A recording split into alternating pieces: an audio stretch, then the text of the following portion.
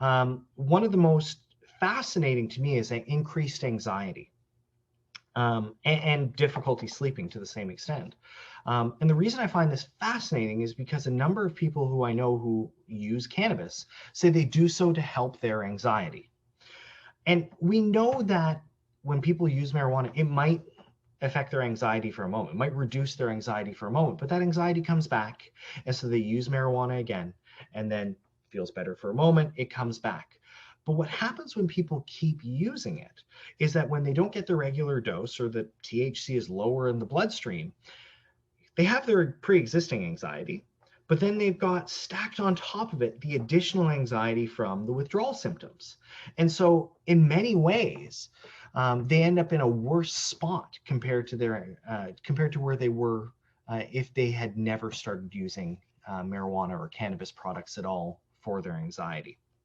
And if you were to ask them though, is this affecting your anxiety? They would say, yes, yes. I mean, my anxiety goes down when I use. And of course it does, because even if it's not touching this original anxiety, by virtue of reducing those withdrawal symptoms, people are going to feel less anxious. And so that's going to drive a lot of that effect. And we could say the same thing for difficulty sleeping. People may start using because they had difficulty sleeping, and eventually they get to a point where if they start to try and quit, they have difficulty sleeping. And to be honest, if you want to predict who's going to have the most difficulty quitting any substance, not just cannabis, as soon as we start dealing with insomnia and difficulty sleeping, that's going to make the quit attempt so much harder. I won't belabor the point, but I will highlight from this very recent study the amount of anxiety and sleep difficulties. It's not uniform. Certainly, there is a greater chance people are going to endorse it, but it does depend on the severity of their withdrawal syndrome.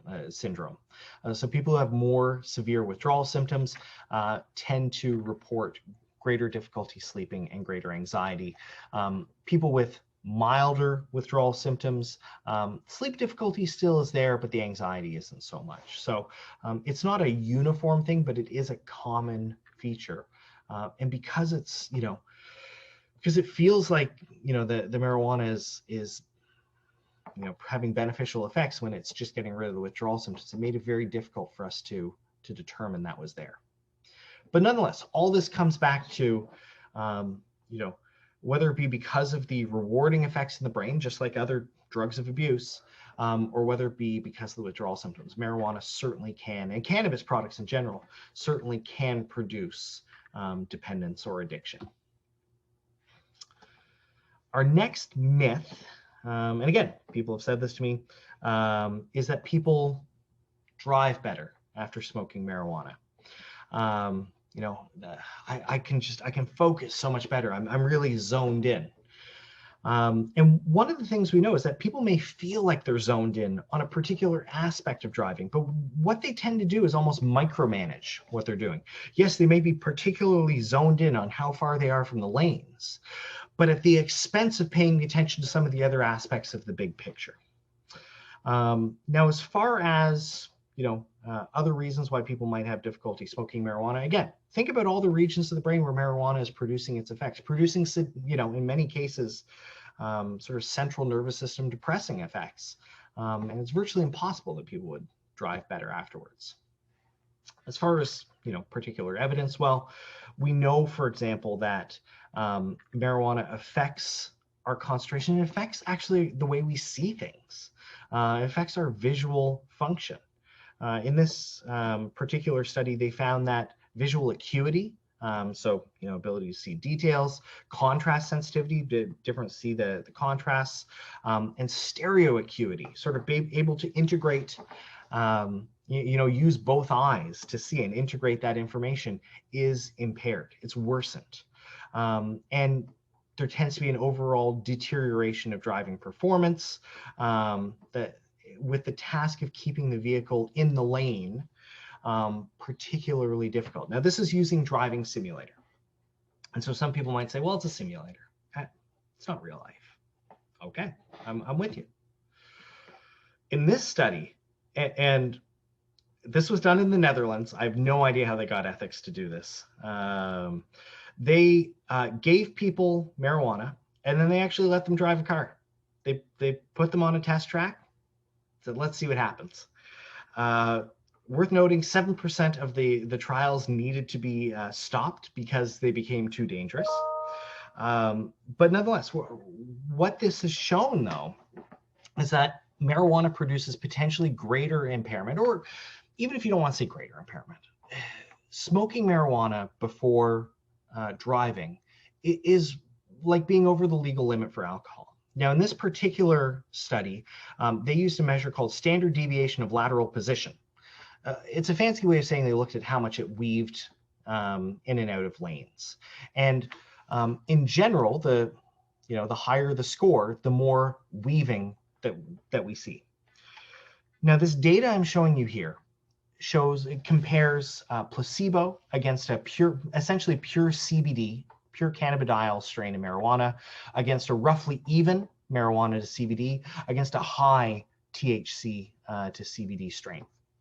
And what you can see is that in that, roughly hour and a half after smoking marijuana, in the equal THC CBD strain or in the high THC strain, we're seeing significant weaving. And they were kind enough to give sort of as a reference point being at 0.05, blowing a little bit, I believe even at 0.055 blood alcohol, so over the legal limit, and it roughly matches up. It's actually a little bit lower. The calibrated blood at 0.05, the SDLP was about 2.4. And you can see here for our high THC, it's actually closer to about 2.8. Now, there's a certain amount of error we expect, but roughly this is like, being intoxicated with alcohol as far as the ability to maintain sort of the car in the lanes. For what it's worth, they redid this again after 240 to 300 minutes, so 4 to 5 hours, and they found that people's driving returned to normal after 4 to 5 hours. But it's worth noting that in this, because of ethics, people consumed 13.75 milligrams of cannabis. Again, it's useless without context, but if we're talking about someone smoking a thin joint that might be colloquially called a pinner, that's going to give about 36 milligrams of cannabis, and vaping cannabis delivers about 30 milligrams of cannabis. So we're dealing with something, the amount that they gave is roughly half, if not less than half of what people are typically going to get when they regularly consume cannabis, and we're still getting this level of impairment. This same group repeated this study with a higher dose with 20 milligrams, so again, less than what people typically get, and they found that it took about 7 hours for the effects to wear off. So what we're seeing from this is not only does marijuana make people's driving worse, it impairs their ability to drive, but it does so for approximately 7 hours following consumption from the time that they've stopped smoking or vaping or consuming the marijuana. And that's for the inhaled version. If people were to consume gummies or some sort of edible, the effects are going to last a lot longer, in part because it's going to take longer for them to kick in. But nonetheless, we're seeing this really strong evidence that marijuana is producing these effects. And we're fortunately at a point too where we're not even just relying on individual studies. There are meta-analyses now that are looking at this, and it's largely suggesting that marijuana or cannabis products, particularly when they have either equal amounts of THC to CBD or higher THC than CBD, really do impair people's ability to drive. So this brings us to our last myth. Oh, it says myth 3, should be myth 4. The idea that marijuana affects everybody the same, whether we're talking about our 15-year-old or our 65, 7-year-old. And as you can probably guess based on the theme here, not true. We're going to see very different effects depending on who we're talking about. And this is grounded in the fact that throughout the adolescent years and really up to about early to mid 20s, your brain is still developing. The connections for the brain or between different areas of the brain are getting refined. We're seeing especially the frontal lobe, prefrontal cortex continuing to develop till, again, somewhere between 21 to 25. And we know that while the brain is developing, if we introduce toxic substances, THC being one of them, remember it's neurotoxic, but not only THC, this can alter development and it can cause irreversible changes. It can actually change the trajectory of the brain. I actually really like to think of this like a long division problem.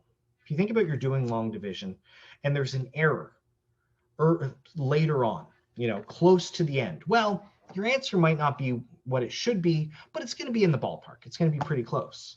But if you make a mistake up at the top earlier on, you're going to be way off. And the same sort of thing we think happens here, at least for some people. If there's, changes to brain structure that's going to alter development, and it happens at 20, 21. That's not to say that it's no big deal, nothing bad is going to happen, but the risk is lower. And certainly once brain is done developing, risk is lower. However, if we're talking about someone who's 15, 16, 17, the risk is much, much greater of altering the development of the brain. As far as the particular outcomes that we might see, well, as far as the work I do goes, I'm particularly interested in schizophrenia. And we know that marijuana use in adolescence may either trigger or accelerate the development of schizophrenia. General consensus now seems to be that, there are some people who are going to develop schizophrenia anyway, and using marijuana is going to speed up that process by about 3 years. But it also appears to be that there are some people who may not have developed schizophrenia otherwise. And using marijuana, especially, the earlier they start, the more they use and the higher the THC content may actually be the difference. As far as specific numbers go, we know use before the age of 15 increases the risk of developing schizophrenia by up to 350%. It depends on the study you're looking at, but in some cases it might be 150, 250%, up to about 350%. And heavy use is going to increase the risk in that dose and frequency dependent manner. So higher THC content, or at least higher THC to CBD ratio, and using more often is going to increase the risk. Now, that being said, there is sort of a caveat to that, and that's that we all have sort of individual genetic risk. Based on our genes, some of us are going to be at higher risk than others. And, it would be great if we were able to tell who is who. To be sure, there are some people that we know that they're at a higher genetic risk. If they have close family relatives with psychotic disorders like schizophrenia, bipolar with psychotic features, or whatever the case may be, they're likely at higher risk. But for people who don't have an immediate family member with psychosis, there's literally no way to determine who is at high risk and who isn't. At present, the best we have is a coin flip. We could bring everyone up, flip a coin, heads, you're high risk, tails, you're low risk. Which is to say we really don't have much at all. So I think especially when we're talking about adolescence, we really need to almost act as if everyone's at high risk, where we can't identify who's going to be high risk and who's going to be low risk. And this is, again, as we're talking about marijuana, this becomes accelerated if we're talking about a really high potency product like shatter, or as it's called in parts of the US, wax.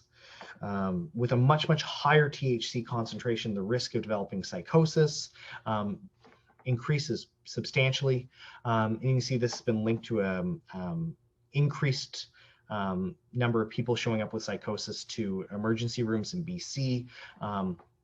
And certainly we're seeing this in the literature as well, that these higher potency products increase the risk, so that even in a group that we would think would be kind of out of the woods, they're in their sort of late 20s, 30s, whatever the case may be, so the risk should be low. With these high potency strains, they're at a risk of, if if nothing else, drug-induced psychosis.